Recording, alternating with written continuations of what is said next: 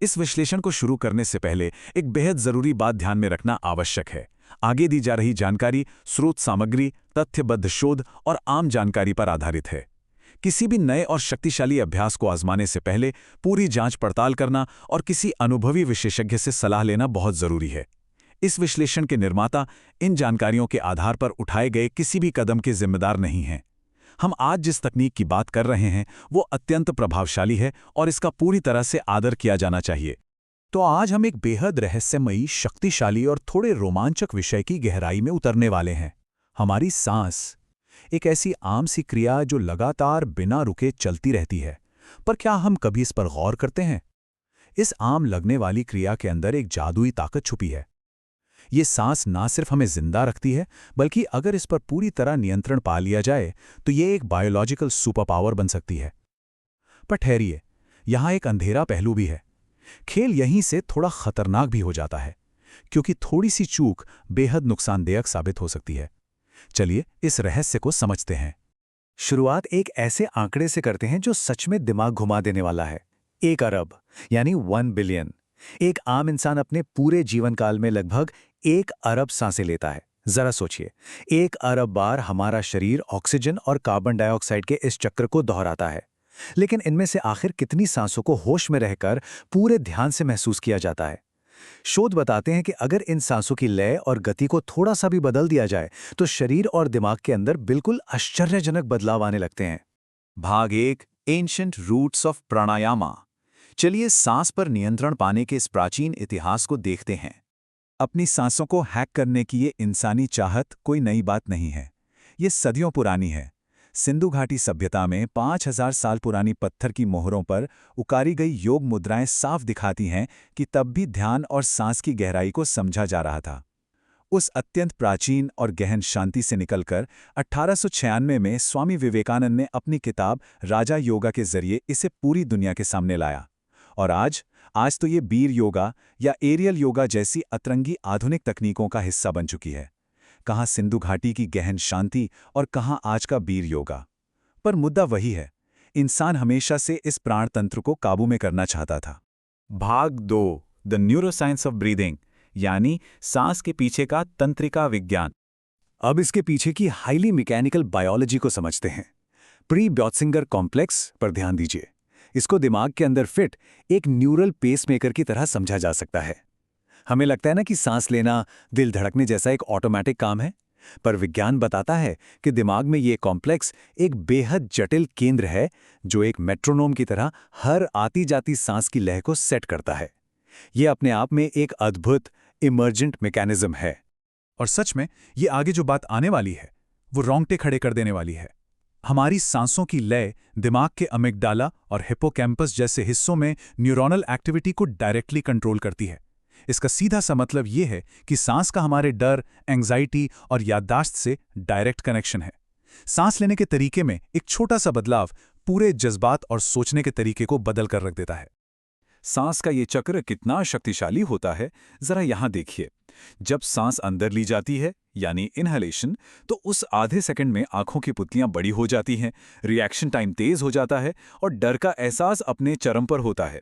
वहीं जब सांस बाहर छोड़ी जाती है, एक्सहेलेशन, तो शरीर और दिमाग अचानक शांत अवस्था में चले जाते हैं। हर एक साइकिल, हर एक सांस में हमारी सोचने और महसूस करने की क्षमता कंटिन्यूअसली बदल रही है ना? बिल्कुल किसी चमत्कार जैसा। भाग 3, द हिडन डेंजर्स। अब आते हैं इसके थोड़े छुपे हुए खतरनाक पहलू पर।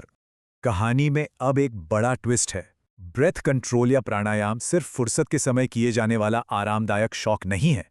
ये एक बेहद पोटेंट हैक है जिसमें भारी जोखिम छिपा है। एक तरफ है बिल्कुल जेंटल, धीरे ली गई सांस जो शरीर के स्ट्रेस हार्मोन यानी कॉर्टिसोल को कम करती है और parasympathetic system, rest and digest mode को ऑन कर देती है। पर इसके बिल्कुल उलट, अगर फोर्स्ड ब्रीदिंग की जाए यानी जबरदस्ती और जोर से सांसें ली जाएं, तो ये बॉडी के अंदर एक तूफान ला सकती है। ये फाइट और फ्लाइट रिस्पॉन्स को ट्रिगर करके अचानक एंग्जाइटी और पैनिक अटैक्स पैदा कर सकती है। इसी स्थिति को हाइपरवेंटिलेशन कहते हैं। जब कोई अत्यधिक तेजी से सांसें लेता है तो खून में कार्बन डाइऑक्साइड का लेवल एबनॉर्मल तरीके से नीचे गिर जाता है। आयुर्वेद की भाषा में कहें तो पित्ता और वाता का बैलेंस पूरी तरह बिगड़ जाता है। नतीजा, अचानक हाथ पैरों में झंझनाहट होना, पूरे शरीर का सुन्न पड़ जाना और चक्कर आना। मेडिकल साइंस समझाता है कि उस वक्त दिमाग अलार्म बजा रहा होता है कि उसके पास CO2 की कमी हो गई है। दबाव और जोखिम को समझने के लिए चेस्ट जर्नल में छपी इस मेडिकल रिपोर्ट पर गौर कीजिए। एक 29 साल की बिल्कुल स्वस्थ महिला ने लगातार और हद से ज्यादा जोर लगाकर कपालभाति का अभ्यास किया। नतीजा क्या निकला? स्पॉन्टेनियस न्यूमोथोरेक्स, यानी फेफड़ों पर दबाव इतना भयानक था कि वो अंदर से फट गए और हवा लीक हो गई। फेफड़े बहुत नाजुक होते हैं, इन पर बिना सोचे समझे जबरदस्ती करने का असर कितना जानलेवा हो सकता है, ये केस उसकी एक बहुत बड़ी चेतावनी है।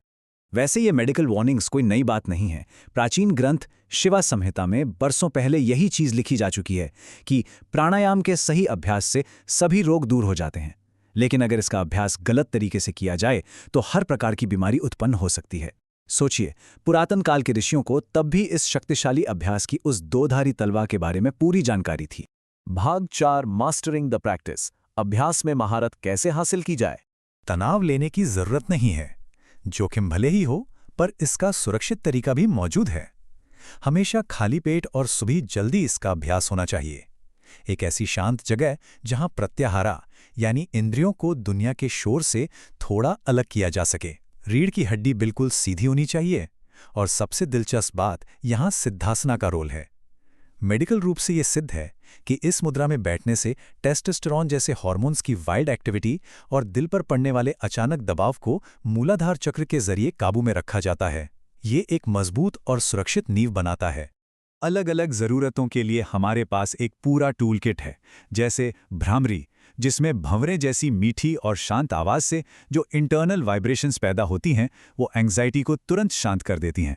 फिर आती है शिटली, जहां जीभ को एक ट्यूब की तरह मोड़कर अंदर ली गई सांस पूरे शरीर को ठंडा कर देती है। और कपालभाति, जो ब्रेन सेल्स में नई ऊर्जा भरती है। पर याद रहे, जैसा हमने अभी देखा, इसे बहुत होशियारी और बिना ज्यादा जोर लगाए ही करना चाहिए। इन सब में सबसे संतुलित जो तकनीक मानी जाती है वो है अनुलोम विलोम। दाएं हाथ से विष्णु मुद्रा बनाकर ऑल्टरनेट नॉस्ट्रल ब्रीदिंग करना। एक नाक से सांस लेना और दूसरी से छोड़ना। इसका मेन टारगेट दिमाग के दाएं और बाएं हिस्से में ऊर्जा का बराबर संचार करना है। इस आसान से ट्रिक से ब्लॉक हुई ऊर्जा खुल जाती है और दिमाग में एक असाधारण मानसिक स्पष्टता आती है। तो इस पूरे सफर के बाद एक बड़ा सवाल पीछे छूट जाता है। अगर आती जाती हर एक सांस सटल तरीके से हमारी सोच, डर और जज्बात की आकृति तय करती है, तो आखिर असल में कंट्रोल किसके हाथ में है? क्या हमारा दिमाग सांस को चला रहा है, या सच्चाई ये है कि सांस ने हमारे पूरे दिमाग को काबू में किया हुआ है? इस प्रश्न के बारे में जरूर सोचिए, क्योंकि शायद इसके बाद खुद की सांसों को महसूस करने का नजरिया हमेशा के लिए बदल जाएगा।